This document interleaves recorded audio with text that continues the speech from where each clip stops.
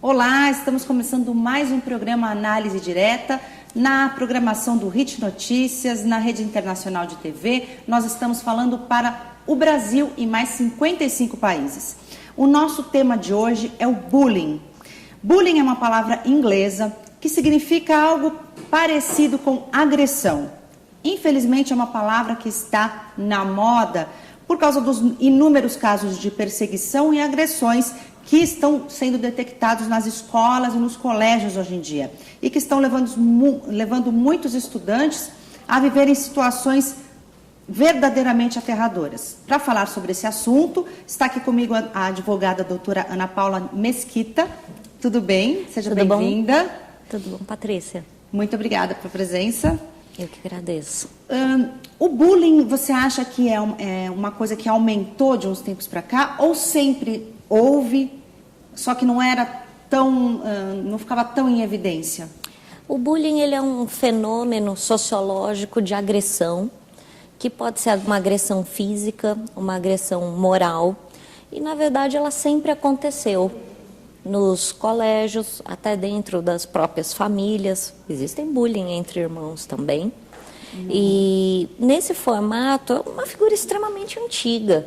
A grande questão é que hoje nós temos as redes sociais e os aplicativos de celulares para aumentar a dimensão das agressões que já aconteciam no passado. Então quer dizer que hoje está pior. Ela já existia, mas hoje pior, porque ela se torna assim, maior, né? Um número maior de pessoas participam. Sim, participam, e hoje é muito comum que crianças e adolescentes tenham livre acesso aos computadores, a celulares, que são smartphones, com aplicativos, e a criança e o adolescente, dentro da imaturidade natural da própria idade, não tem dimensão dos riscos que corre e da exposição nessas redes sociais e nos aplicativos de celulares. Nós tivemos casos até de adolescentes que se mataram, né? Sim. Por causa de bullying. Não só existem casos de adolescentes que se matam, crianças e adolescentes, mas também existem casos onde crianças e adolescentes instigam outros a cometer suicídio. Então, por meio de redes sociais e aplicativos de celulares. É por isso que é extremamente importante a vigilância dos pais do que o filho está fazendo no computador, no celular, na internet, no e-mail. Essa vigilância ela é extremamente importante. Como que os pais podem fazer essa vigilância? Porque tem filhos que, principalmente na adolescência, se trancam no quarto, não querem que a mãe e o pai entrem. Como estabelecer uma vigilância dessa forma que você falou? É uma questão curiosa até você fazer essa pergunta para um advogado, porque geralmente os psicólogos falam: olha, faça a vigilância, mas ele tem o direito, a privacidade. O que eu posso colocar é a posição legal. Na posição legal, juridicamente falando, o pai tem, pouco importa se ele está trancado no quarto. Abra o quarto, veja senha de internet, senha do computador, senha do celular e olhe absolutamente tudo. Constantemente. Por quê? Essa não é uma invasão de privacidade? Do ponto de vista psicológico, não cabe a mim opinar. Mas do ponto de vista jurídico, é dever do pai, nos termos do Código Civil, que é o guardião, que é o vigilante, que é esse dever de vigilância, ver cada passo que essa criança e esse adolescente faz. Porque ele pode ser vítima, mas também pode ser o agressor. É que a maioria dos pais não acredita que o seu filho possa vir a ser o agressor. Ele só acredita que ele possa ser a vítima. O agressor, jamais. Realmente. E é por isso que é importante. Então, alguns pais falam, mas eu vou pedir. Eu falei, geralmente eu falo, sim, ele não comprou o celular sozinho, ele já trabalha, né? Então, a maioria dessas crianças e desses adolescentes não trabalham. Se ele ganhou um celular ou um computador, isso veio de alguém, e geralmente é do pai e da mãe. E isso acarreta, sim, o dever de vigiar. É que muitas vezes também o filho, como que a gente vai obrigar a pessoa a falar, né? Muitas vezes tem adolescente que é muito rebelde hoje em dia, né? Exatamente. Que o pai vai falar, não, eu quero a sua senha, ele vai falar não, e aí? É nesses casos que realmente, quando o pai fala isso para mim, ele não quis dar, eu falei, então tire. Foi ele que deu, né? Exatamente, se você deu, né, você não está negando questões básicas previstas no Estatuto da Criança e do Adolescente, que é educação, higiene, guarda, moradia, aperfeiçoamento intelectual, controles morais e éticos, tudo isso é previsto no Estatuto do Adolescente. Então, celular, eu não vi nenhuma previsão legal que o pai é obrigado a fornecer um smartphone XYZ. Então, ainda não tem previsão legal. Então, se ele não quer dar, tire o acesso. É a forma mais... eu não vejo outra forma. É importante, sim, que se tenha esse controle. O Dr. Jorge Lordello, que é especialista em segurança, veio aqui no programa, veio conversar com a gente também sobre celular, e ele falou sobre várias coisas, questões sobre seguranças, né? Segurança dos filhos em relação ao celular. Ele disse que existem alguns aplicativos hoje que ajudam os pais a controlar melhor os passos dos filhos.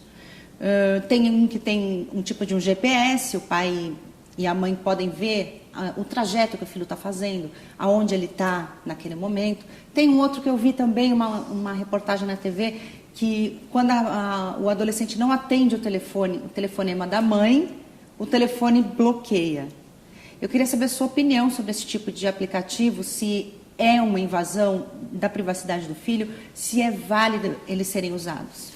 Acho que todos os aplicativos, se nós colocarmos a tecnologia para que se vigie e se cuide dessa criança e do adolescente, tudo isso é extremamente válido. É válido e deve sim ser utilizado.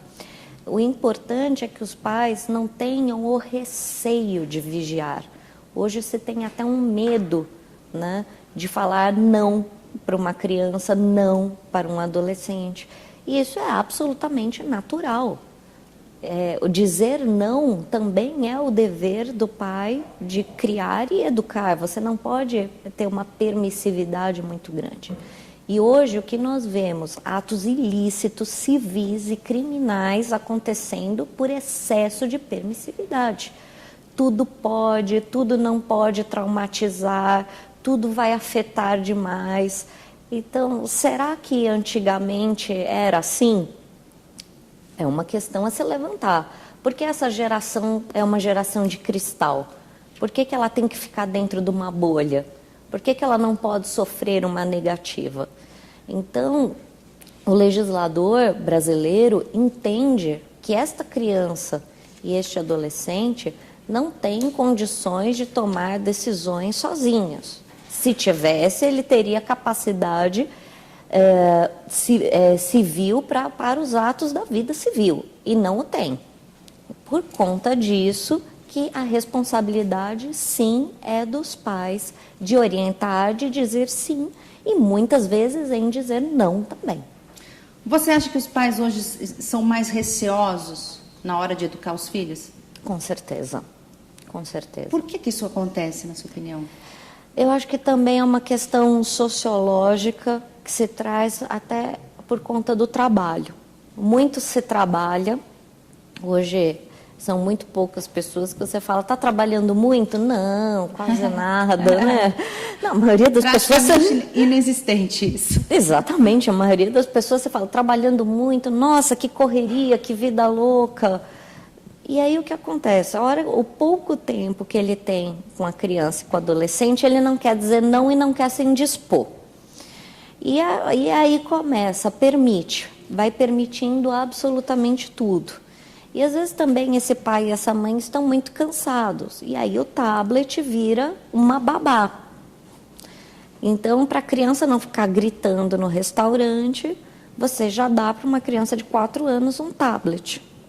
Isso acontece muito mesmo hoje em dia. E aí você vê desde uma tenra idade as crianças cada vez mais inseridas num mundo digital e excluídas do mundo presencial. Então, até que, é óbvio, eu não sou contra a tecnologia, eu sou extremamente a favor. Eu acho que ela é um meio de se trabalhar, de se socializar, mas ela é um meio, ela não pode ser o fim. Ela não pode ser a única forma de comunicação dessa criança e desse adolescente. Que é uma das questões que nós falamos até em relação aos aplicativos de celulares, quando os pais... Você vê pais que só se comunicam com o filho via aplicativo. E o contato, né? E esse contato pessoal. Isso sim tem um peso muito grande, até na hora de dizer um não. Na hora de falar, não, você não vai poder acessar este site. E o que nós vemos também, que é uma das questões que eu falo muito nas escolas e muito para os pais, é você, pai, já leu os termos de uso e política de privacidade de algum site? Qualquer site. A gente não costuma ler, né? Exatamente. A gente não costuma, a gente passa tudo para baixo, já põe aceitar, tudo aquele negócio de falta de tempo, né? Exatamente. Fala, não, mas é muito grande. Eu falei, gente, se tiver uma disposição patrimonial, você dá a aceitar, É o que eu falo. É o contrato, né, que os nossos pais, né, sempre falavam, não assina nada sem ler, né? Acredito que o seu pai e a sua mãe também falavam isso, não assina nada sem ler. Mas contrato, do ponto de vista jurídico, não é papel. Contrato é acordo de vontades. O papel é só um meio, é só um instrumento. O contrato é um acordo de vontades.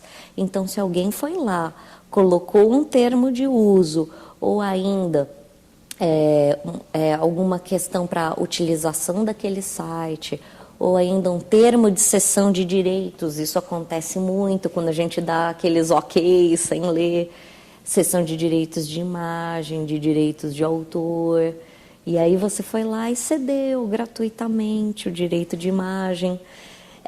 Isto é um acordo de vontades e é um contrato.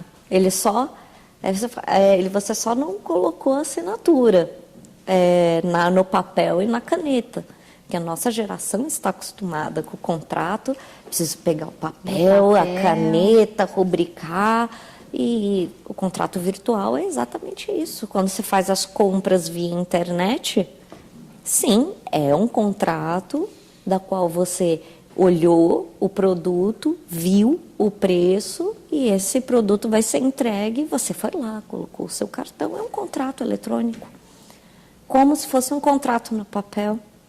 E é coisa que muita gente nem pensa nisso, né? Exatamente. Acaba aceitando e lá pode ter alguma cláusula que a pessoa não iria aceitar, não é? Exatamente. Bom, então eu vou fazer uma pausa agora no programa, eu vou chamar o intervalo. Daqui a pouquinho a gente volta falando um pouco mais sobre esse assunto. Não saia daí, a gente volta já.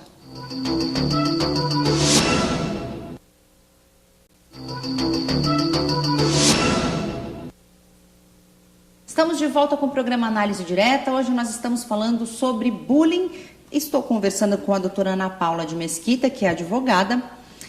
A gente falou muito sobre bullying, né, no primeiro bloco. Aí eu queria saber, assim, os pais, você estava falando sobre o controle que os pais devem ter sobre o que o filho está vendo nas redes sociais, está vendo nos aplicativos, mas, por outro lado, a gente tem a lei que hoje ampara a criança até um certo ponto, que existe a lei da palmada. Antigamente, pra gente era normal, né? O pai, a mãe dá uma palmadinha e tal. Qual é a sua opinião a respeito disso? A questão é, o dever de vigilância não é o dever de espancamento. Então, a questão é nós separarmos, tá, o que é um pai vigilante, atento, de um pai permissivo. Eu não acredito que os conflitos entre pais e filhos sejam resolvidos na palmada, tá? Mesmo porque existem pais que antigamente tinham melhor esse limite e outros que extrapolam o limite. E até foi por conta disso que acabou se falando da lei da palmada. Bom, pelo menos isso, da minha experiência pessoal, meu pai nunca me bateu, bastava um olhar, né? E nem precisava falar ainda, não precisava nem dizer. Também, a minha mãe só olhava assim, olhava para minha cara com uma cara brava e eu já ficava quieta. Exatamente. Então, será que realmente precisa dessa palmada, né? E se realmente precisar, qual que é esse limite de razoabilidade dentro da palmada? Eu acho que isso não pode virar um pretexto, obviamente, para a criança e o adolescente fazer o que quiser, que senão vai na delegacia, né? E mesmo porque a delegacia já está absolutamente entupida de casos seríssimos, inclusive de bullying, né? Cyberbullying, extremamente sérios, para ouvir que uma criança tomou um petelequinho, né, do pai. Eu acho que tem que ter a questão da razoabilidade. Sim, sem chegar a nenhum extremo, né? Exatamente. Também existem os pais que chegam ao extremo, espancar a criança, isso não pode existir, né? Realmente. E não existe também nenhuma previsão na lei da palmada que tirar o celular, internet, é agressão. Então, simplesmente tira. Exatamente. Né? Bom, fui eu que te dei, você não quer que eu saiba qual é a sua senha, onde você tá, o que você está vendo, qual site você está entrando, então devolve aqui. Exatamente. É isso, né? Você dá palestras, né? Sim. Sobre esse assunto. Quando você entra no assunto de bullying, qual é a reação da plateia, dos pais que estão ali? As reações são as mais diversas possíveis, né? Desde espanto até a reação de isso nunca vai acontecer comigo, né? E geralmente o que nós vemos é os pais realmente muito preocupados. Se eu pudesse fazer uma média aritmética, eu poderia falar de preocupação, que muitas vezes eles não sabem o que e como fazer e em que momento fazer.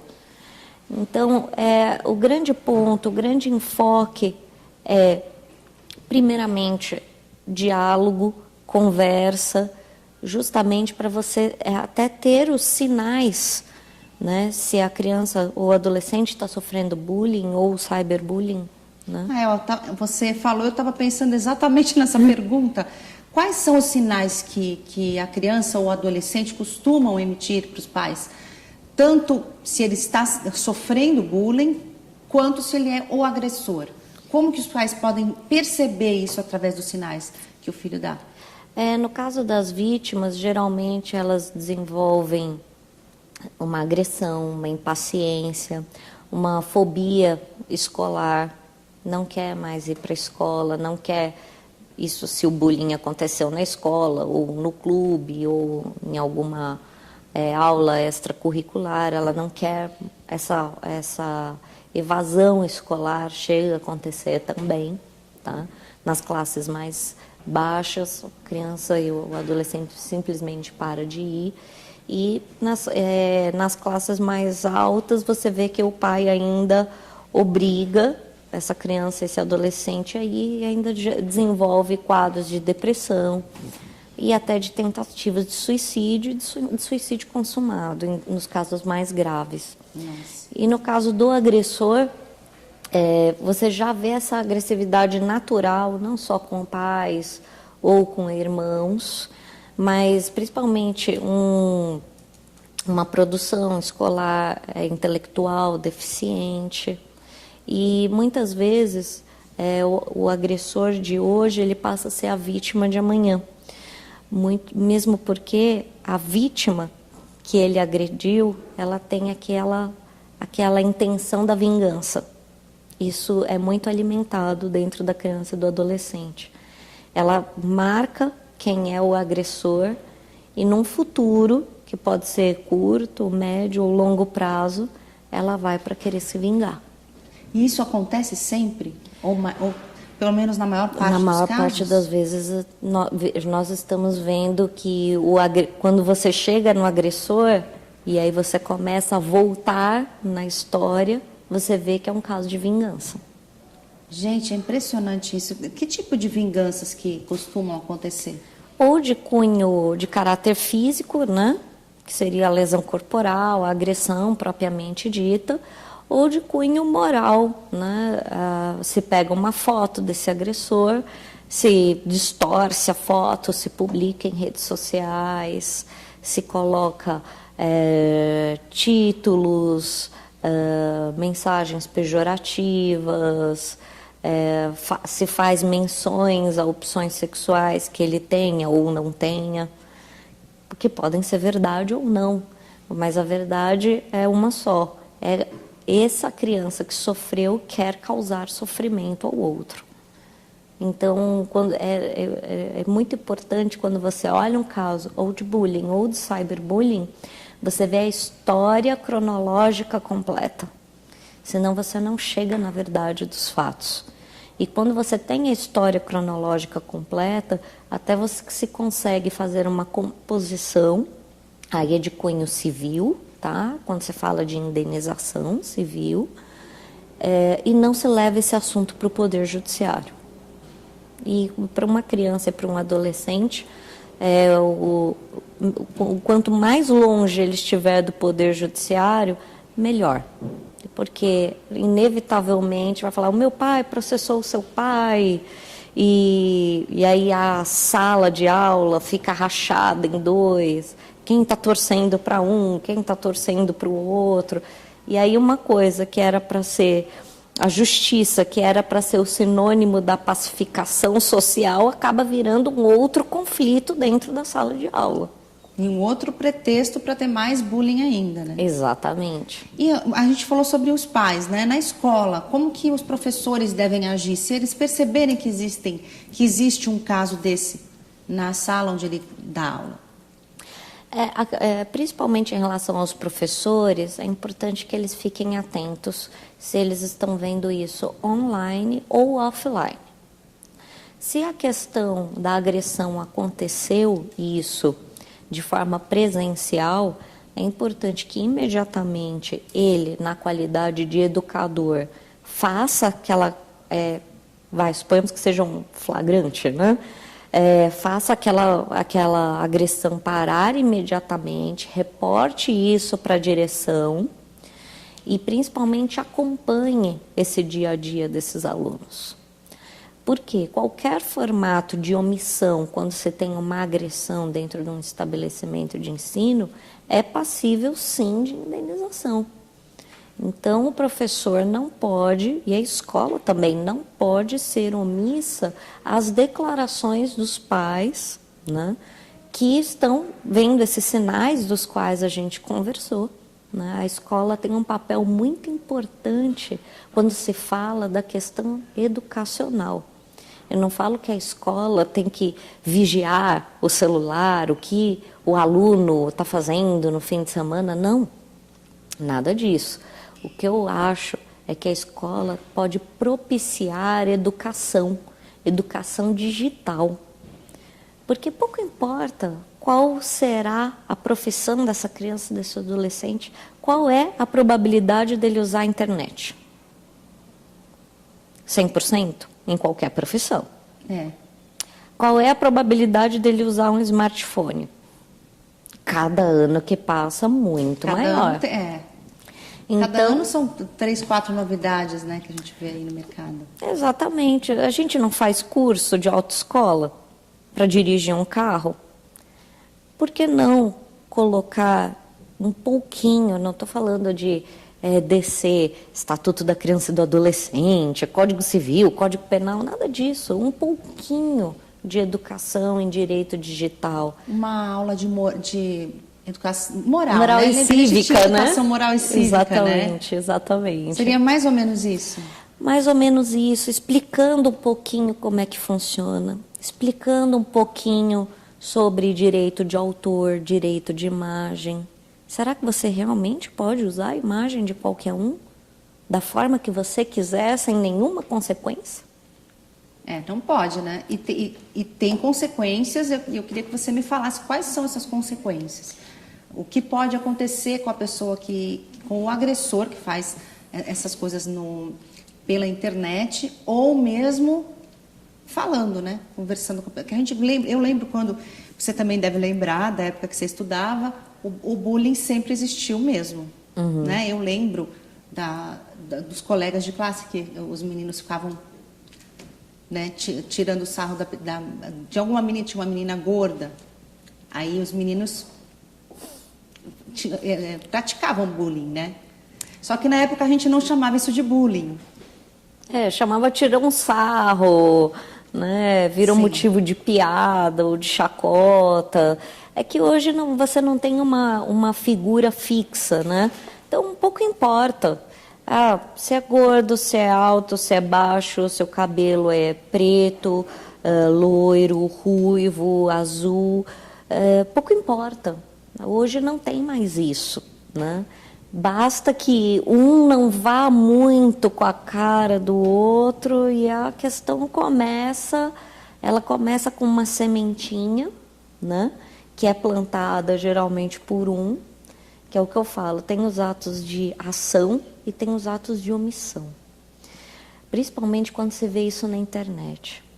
Então, você vê uma determinada pessoa sendo agredida, você é amigo dela naquela rede social e você não faz nada.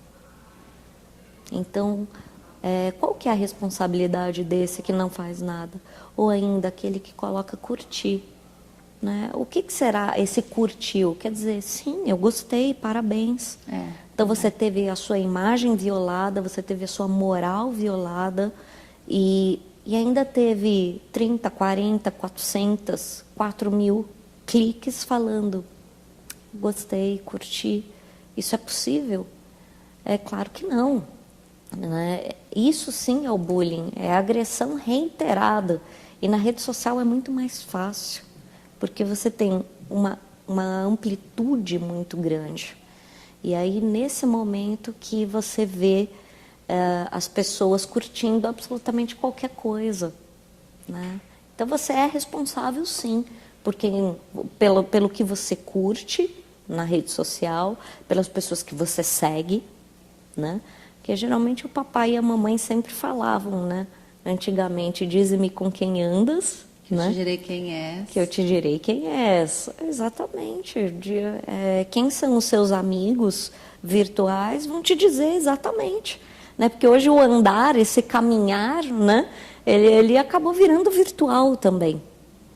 Essa que é a grande questão. É uma coisa que ficou complexa, né? Todos os relacionamentos, por causa das redes sociais, não é? Sim. Você já tratou muitos casos de bullying? Queria que você lembrasse de alguns para nós, mas antes eu vou chamar mais um intervalo e daqui a pouquinho, você que está em casa assistindo a gente, não saia daí, a gente volta já falando sobre o bullying. Não saia daí.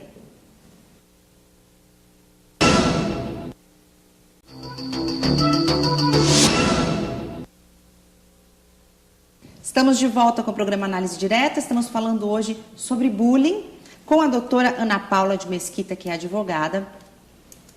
Eu tinha te perguntado, né, na hora que eu chamei o intervalo, sobre os casos que você já cuidou, né, de bullying. Você pode citar alguns, é claro, sem dizer nomes nem nada, o que mais te marcou? Nossa, eu acredito que todo formato de agressão marca profundamente. Mas também tem o bullying, não só o bullying entre alunos, mas também tem o bullying contra o professor. Também tem, sim. Né? Então, o professor, da mesma forma que ele pode ser... E às vezes o professor também é o agressor. Também tem... Nossa! Exatamente. O professor fazer bullying Exatamente. Então, quando a gente estava falando dessa sementinha que é plantada na hora como é que começa essa agressão? E às vezes até um comentário infeliz de um professor vem a causar, a ser o start de um problema de bullying ou de cyberbullying. E é triste isso, né? Porque é justamente da onde deveria vir o exemplo, né? Exatamente.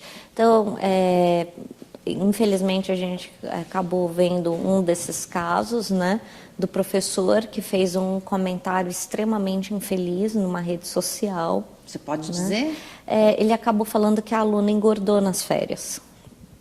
E ele falou, nossa, não reconheci o seu perfil, você engordou nas férias. Gente! E exatamente. Só que a internet ela é extremamente fria. E isso foi lá e foi postado. E no momento que isso foi postado, gerou uma repercussão muito grande, né? E a menina, ela não era gorda, em nenhum momento poderia ser considerada como gorda ou obesa, ou ainda que estivesse, né?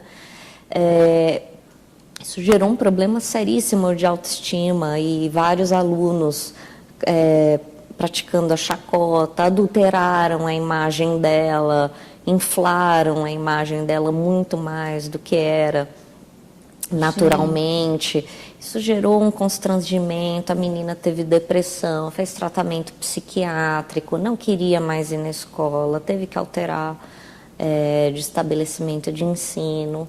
Então isso gerou uma repercussão muito grande, né? E até por conta de um comentário que você via que a pessoa estava profundamente arrependida do que ela fez, mas ela fez. Então, acho que ele não esperava que fosse. Não esperava, mas é o que todo mundo, até a criança, o adolescente.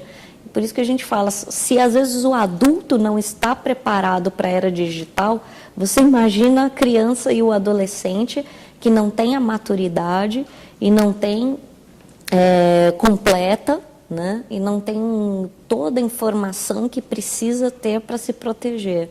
Então, esse comentário, infeliz ou não, gerou dano material e dano moral. E quem pagou foi a escola, uma vez que era uma rede social também.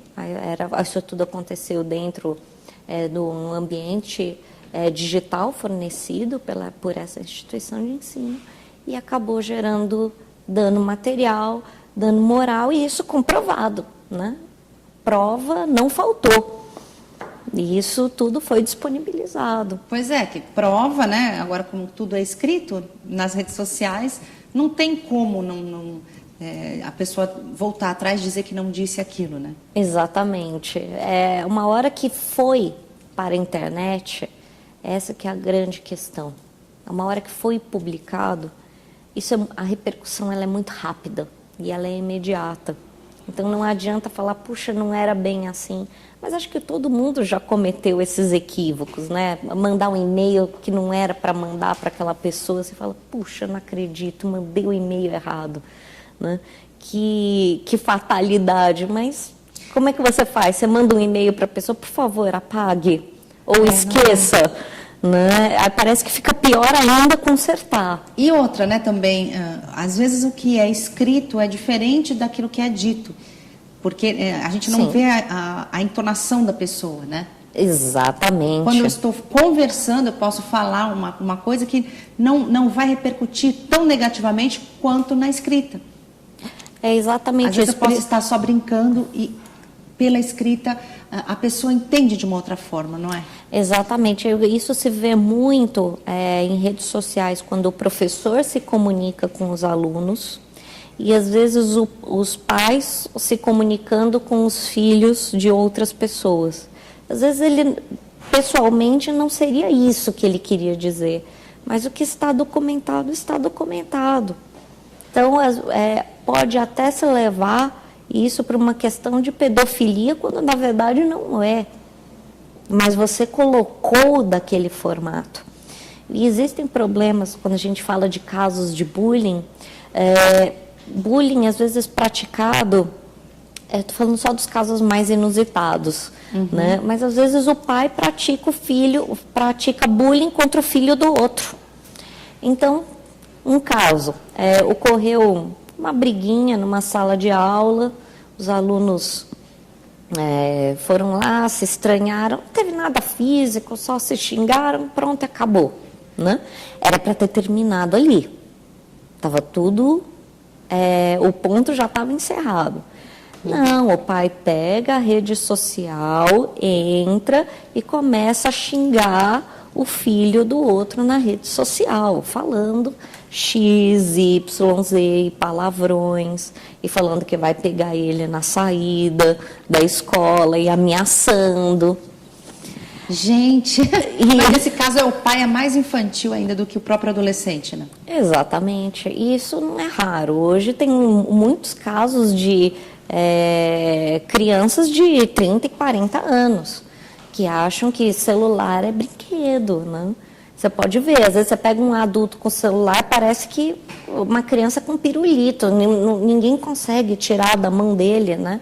Parece que é alguma coisa que já está incorporada no corpo e fala, não, desligue o seu celular, por favor. Nossa, parece que você está, né, pedindo para você parar, para a pessoa parar de respirar. Dela, né? Não, é só para você desligar o seu celular, não vai acontecer mais nada. Então, realmente, existem adultos extremamente infantis que passam essa postura, obviamente, para a criança e do adolescente, e isso se reflete dentro da escola. Então, hoje a escola tem que administrar o que nós vemos e trabalhamos em conjunto para auxiliar essas instituições de ensino, que ela tem que, obviamente, orientar de forma educacional essa criança e adolescente imaturo e, muitas vezes, pais imaturos. Então, quando nós fazemos esse ciclo de palestras, ele não é direcionado, você tem que começar pelo pai, que muitas vezes tem uma imaturidade muito grande para mexer em redes sociais. E aí você vê o perfil dele, você vê questões discriminatórias, homofóbicas, você vê na linha do tempo, parece o Código Penal inteiro. Código Penal, crime de racismo, tem absolutamente tudo. Só numa linha do tempo de uma pessoa imatura e, obviamente, irresponsável que sequer conhece o direito do outro. Agora, como que a lei encara isso, né? De que forma que a lei trata esse tipo de coisa? O bullying, a pessoa que é agredida, o agressor, de que forma que a lei trata isso? E eu queria que você também comentasse um pouquinho sobre a Lei Carolina Dickmann, que aconteceu, né? Ganhou até esse nome por causa dela, porque foram fotos dela que ela tinha pessoais que, de alguma forma, se espalharam na internet. Queria que você comentasse essa e o que outras leis falam, principalmente sobre bullying, sobre denegrir a imagem de alguém. O ordenamento jurídico no Brasil, ele é extremamente extenso, né? Até vi que tinha uma proposta de lei para fazer a tipificação de bullying. Eu falei, nossa, mais uma. Então, já existe tantas leis. Então, nós já temos a lei do racismo, que é de 89, uma lei antiga.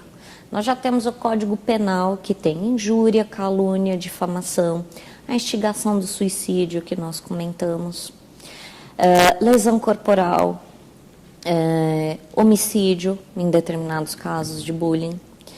E isso de 1940, também mais antigo ainda. Nós temos o que também acontece, as violações de direito de autor, que também a lei é de 98. Nós temos também a Lei Carolina Dickmann. Então, o ordenamento jurídico, ele é muito amplo para que você, dependendo do que acontece, você pode entrar num tipo penal. E do tipo civil, o que se tem que verificar é a questão do nexo de causalidade. Então, quem é o agressor, quem é a vítima, houve nexo da atitude de um refletindo no patrimônio do outro, tá? E qual foi o efeito disso. Então, verificados esses componentes, nós poderemos dizer se vai haver responsabilidade civil ou não. Então, em alguns casos, quando se fala de reparação civil, o que é muito importante quando isso acontece em redes sociais? É importante que a pessoa imprima a tela. Dependendo da gravidade do caso, existe uma delegacia especializada em crimes digitais. Tá? Dependendo do caso, é importante também entrar em contato com um advogado da sua confiança. E é melhor que isso tudo aconteça antes de você caminhar para o judiciário, quando se fala de responsabilidade civil. Se fazer uma composição para que se evite a entrada no judiciário. Se as partes conseguirem fazer uma composição extrajudicial, isso vai ser muito melhor para todos e a qualidade de vida realmente aumenta. Ok, bom, é uma pena, o tempo está acabando. É uma pena, eu gostaria até de te convidar para voltar para a gente falar mais sobre o assunto, que tem sempre muita coisa para se dizer sobre isso. Obrigada pela sua presença. Eu que agradeço, Patrícia. Foi muito bom falar sobre um assunto tão importante, verdade, atual. Atual demais. Muito obrigada, te convido mais uma vez. E a gente vai ficando por aqui. Você que está em casa, não se esqueça, você pode entrar nas nossas redes sociais, facebook.com/programa Análise Direta. Lá você pode sugerir outros convidados para virem aqui no programa conversar comigo, ou você pode ver outras edições do Análise Direta. Um beijo e até a próxima.